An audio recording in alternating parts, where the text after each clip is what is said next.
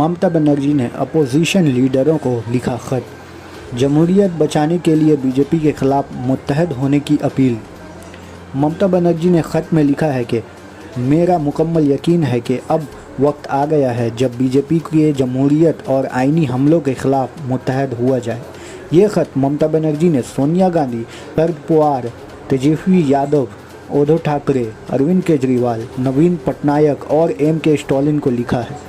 मध्य Bengal assembly इंतखाबात में कल यानी 21 अप्रैल को दूसरे मरहले की वोटिंग होनी है। इस मरहले में नंदी में भी वोटिंग होगी। इस सीट पर वज़ीर आला ममता बनर्जी और बीजेपी लीडर शुभेंदु अधिकारी के दरमियान मुकाबला है। लेकिन वोटिंग के ठीक एक दिन पहले ममता बनर्जी ने मुल्क के सभी बड़े अपोजिशन लीडरों से ख़त लिखकर बीजेपी के खिलाफ एक होने की अपील की है।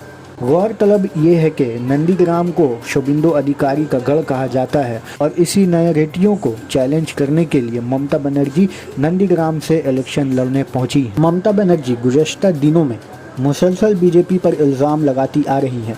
उन्होंने ये भी कहा है कि दूसरे रियासतों के गुंडे राय दहिंदगान को धमकाने के लिए नंदीग्राम में दाखिल हो गए हैं।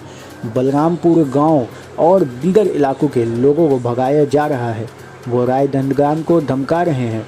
उन्होंने कहा कि हम इलेक्शन कमीशन से शिकायत कर रहे हैं।